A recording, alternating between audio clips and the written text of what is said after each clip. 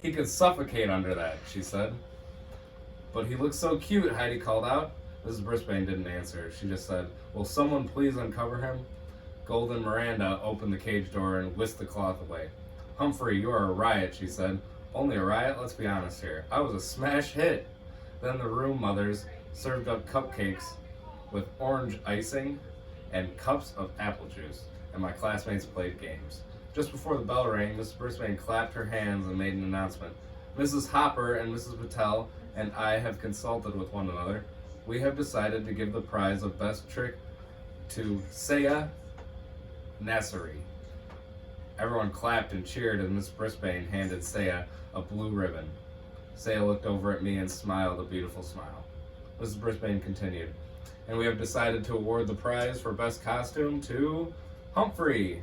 She walked over to my cage and taped a big blue ribbon to it while my classmates cheered for me. Thank you, I squeaked, but I'm not sure anyone could hear me over all the noise. Thank you all.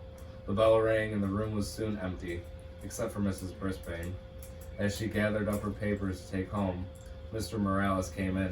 He was dressed in a cape and gown like people wear when they are graduating. Happy Halloween, Sue. Did you have a good party, he asked. Very, she answered. Somehow your friend over there got a hold of a ghost costume and won the prize. See? I told you he'd add a lot to your classroom, he said with a smile. He has livened things up, said Mrs. Brisbane. Joy, joy, joy. I believe she was starting to like me.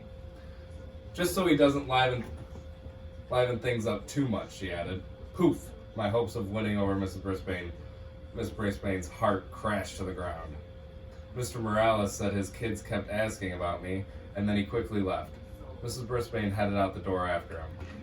There I was, all alone in room 26, with a bunch of half-torn bats and tatered skeletons hanging around me.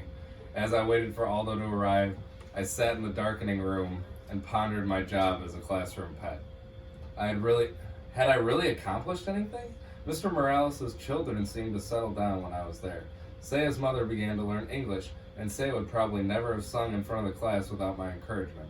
Still, Mrs. Brisbane was not won over. Neither was Garth Tugwell. Although it seemed as if he had liked me well enough in the beginning, now he always muttered things as he passed by my cage.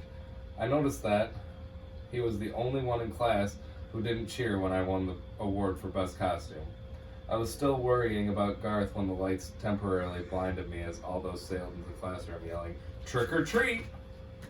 He was wearing his usual work shirt, dark pants, and heavy shoes, but on his face he wore big glasses with a bulbous nose attached. The center of the glasses had giant eyeballs painted on with circles of red veins. His floppy mustache drooped from under his nose. Great costume, I squeaked. Hey, what's this? Aldo rushed forward to examine my blue ribbon. Best costume? For a fur coat? I'll have to ask Richie about that, he said.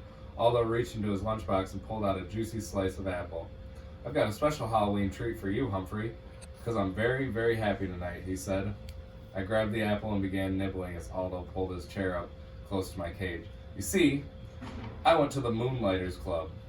You remember the club in that ad I found on the projector? I squeaked in excited, yes. And I met a real nice girl there named Maria. She works all night at the bakery, so tomorrow we're going out on a date, lunch and a movie. Aldo leaned back in his chair. She's a real nice girl, pretty, nice. Did I tell you she works in a bakery? Aldo rose and paced back and forth in front of my cage. You know what I can't figure? I can't figure out how that ad got on my projector. Mrs. Brisbane wouldn't show that to the class, and she wouldn't be interested herself, and it was weird how the projector was left on. Mrs. Brisbane always leaves her room in ship-shape condition. He paused to rub his chin, then looked at me out of the corner of his eye. You know, if you weren't locked up in that cage, I'd think you had something to do with it, he said. Then he laughed. Well, whoever it was, I owe them a big thank you. You're welcome, I squeaked. Too bad Aldo didn't understand me this time.